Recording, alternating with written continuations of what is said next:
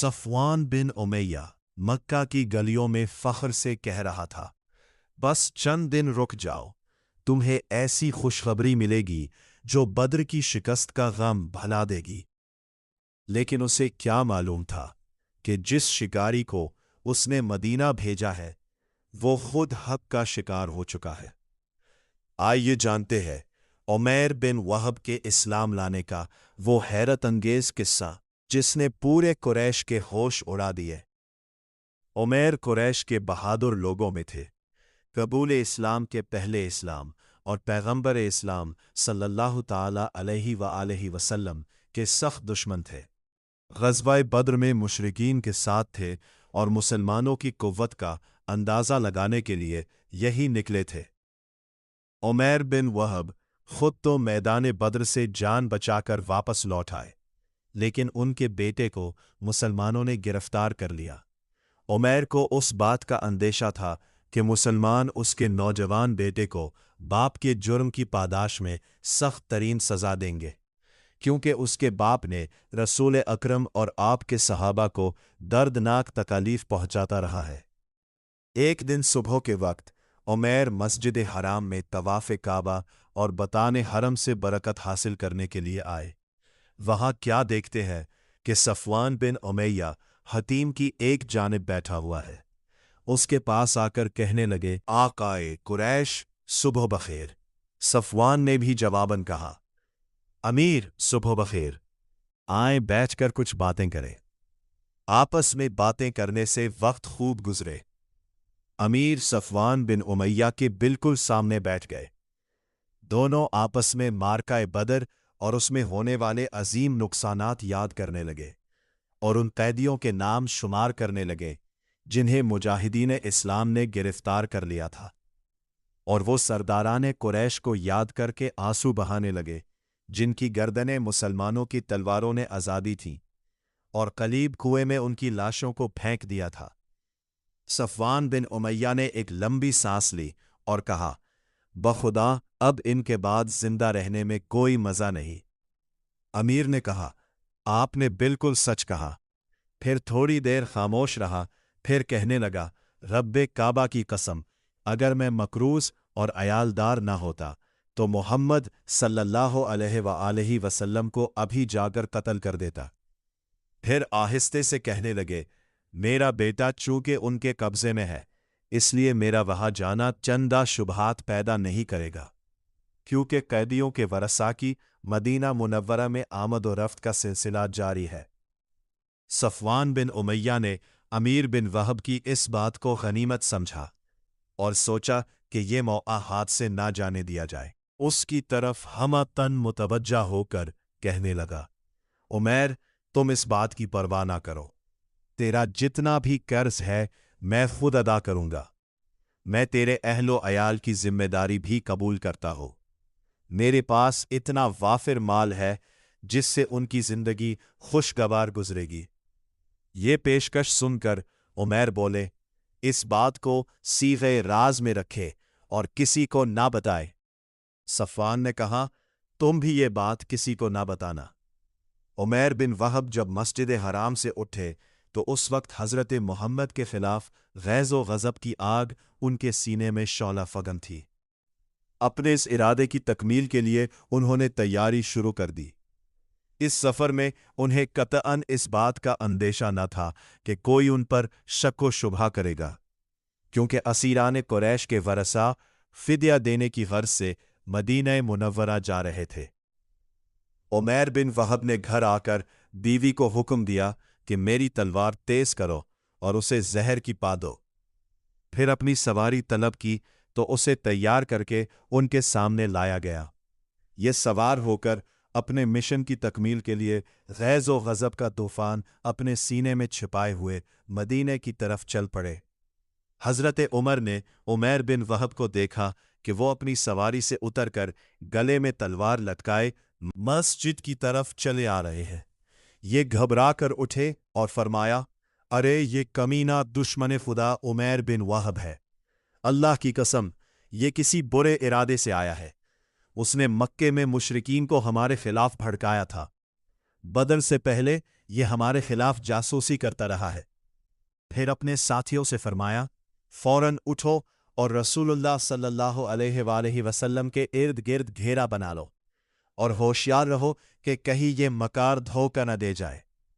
یہ کہے کہ حضرت عمر رضی اللہ تعالیٰ فوراً حضور صلی اللہ علیہ وآلہ وسلم کے پاس پہنچے اور عرض کی، یا رسول اللہ، یہ دشمن خدا عمیر بن وہب گلے میں تلوار لٹکائے آپ کی طرف آ رہا ہے۔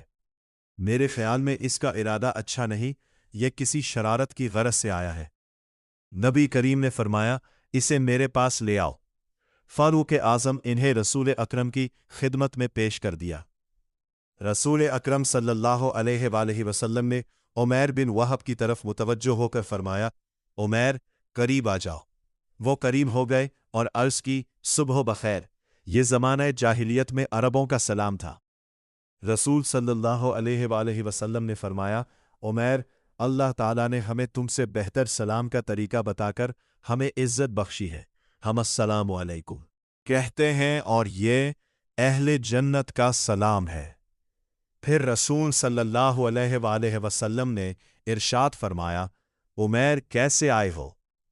عمیر نے عرض کی، میں اپنا قیدی چھڑانے آیا ہوں جو آپ کے قبضے میں ہے، براہ مہربانی اسے چھوڑ کر مجھ پر احسان فرمائے۔ آپ نے دریافت فرمایا، تیری گردن میں یہ تلوار کیوں لٹک رہی ہے؟ آپ نے عرض کی، ان تلواروں کا برا ہو، یہ ہمارے کس کام آئے؟ اترتے وقت گلے سے نکالنا بھول گیا تھا، اس لیے لٹکی رہ گئی۔ پھر آن حضرت صلی اللہ علیہ وسلم نے پوچھا، سچ سچ بتاؤ، تم کس ارادے سے آئے ہو؟ کہا، صرف قیدیوں کو چھڑانے کے لیے۔ آن حضرت صلی اللہ علیہ وسلم نے فرمایا، تم نے صفوان سے کیا شرط کی تھی؟ تم اور صفوان بن امیہ حتیم کے پاس بیٹھے قلیب کنویں میں پھینکی گئی لاشوں کے متعلق باتیں کر رہے تھے۔ پھر تم نے یہ کہا کہ اگر میں مقروض اور عیالدار نہ ہوتا تو یقیناً آن حضرت صلی اللہ علیہ وآلہ وسلم کو قتل کرنے کی مہم کے لیے نکل پڑتا۔ پھر صفوان بن امیہ نے تیرے تمام قرضے اور اہل و عیال کی کفالت کی، اس شرط پر ذمہ داری قبول کی کہ تو مجھے قتل کر دے، لیکن اللہ تعالیٰ تیرے اور اس گھناؤنے منصوبے کے درمیان حائل ہو گیا۔ عمیر یہ سن کر ششدر رہ گئے۔ پھر تھوڑی دیر سوچنے کے بعد پکار اٹھے، میں گواہی دیتا ہوں کہ آپ اللہ کے رسول ہیں یا رسول اللہ۔ جب آپ ہمیں آسمانی خبریں بتلایا کرتے تھے تو ہم انہیں تسلیم نہیں کرتے تھے۔ ہمارا خیال تھا کہ آپ پر کوئی وحی وغیرہ نازل نہیں ہوتی، لیکن صفوان بن امیہ اور میرے درمیان ہونے والی گفتگو کا تو ہمارے علاوہ کسی کو علم نہ تھا۔ اللہ کی قسم، اب مجھے یہ یقین حاصل ہو گیا ہے کہ یہ خبر اللہ تعالیٰ نے آپ کو دی ہے۔ اللہ تعالیٰ کا میں شکر گزار ہوں کہ وہ مجھے آپ کے پاس لے آیا تاکہ مجھے اسلام کی ہدایت نصیب ہو۔ پھر ان نے لا الہ الا اللہ محمد رسول اللہ پڑھا اور مسلمان ہو گئے۔ آن حضرت صلی اللہ علیہ وسلم نے اپنے صحابہ سے ارشاد فرمایا، اپنے بھائی کو دین سمجھاؤ، قرآن مجید کی تعلیم دو اور اس کے قیدی کو آزاد کر دو۔ تمام صحابہ کرام بھی حضرت عمیر بن وہب کے اسلام قبول کرنے سے بہت خوش ہوئے، یہاں تک کہ حضرت عمر بن خطاب بھی فرمانے لگے کہ جب یہ رسول اللہ صلی اللہ علیہ وسلم پر حملہ کرنے کی نیت سے آ رہا تھا تو مجھے بہت برا دکھائی دیتا تھا، لیکن آج اسلام قبول کرنے کے بعد یہ مجھے اپنے بیٹوں سے بھی زیادہ پیارا لگتا ہے۔ مکہ میں صفوان نہایت بے چینی سے ان کے کام کا انتظار کر رہا تھا اور قریش سے کہتا پھرتا تھا کہ میں تم کو ایسی کامیابی کی خوشخبری سناتا ہوں جس کے بعد بدر کی شکست کا غم بھول جائے گا، اور ہر آنے جانے والے سے پوچھتا کہ مدینہ میں کوئی نیا واقعہ تو نہیں پیش آیا، آن حضرت کا کام تمام تو نہیں ہوا۔ ایک دن بالکل خلاف توقع خبر سنی کہ جو شکار کرنے نکلا تھا وہ خود شکار ہو گیا، یعنی عمیر مسلمان ہو گئے۔ اس خبر سے بہت پیچ و تاب کھایا اور عہد کر لیا کہ اب کبھی عمیر سے نہ بولوں گا اور نہ اس کی کسی قسم کی مدد کروں گا۔ تمام مشرکین نے عمیر کے اسلام پر اظہار ملامت کیا۔ اس درمیان میں عمیر نے قرآن کی کچھ تعلیم حاصل کر لی اور آن حضرت سے عرض کیا، اگر اجازت ہو تو میں مکہ میں جا کر اشاعت اسلام کا فرض انجام دو، شاید خدا ان لوگوں کو ہدایت دے۔ آپ نے منظور فرمایا اور عمیر نے مکہ میں آ کر بڑی سرگرمی سے تبلیغ شروع کر دی، اور ان کی کوششوں سے بڑی تعداد میں لوگ اسلام کے شرف سے بہرہ ور ہوئے۔ مکہ میں عرصہ تک تعلیم و اشاعت کا فرض انجام دیتے رہے۔ پھر احد کے معرکے سے قبل ہجرت کر کے مدینہ آ گئے اور غزوہ احد، غزوہ تبوک، فتح مکہ وغیرہ تمام معرکوں میں شامل رہے۔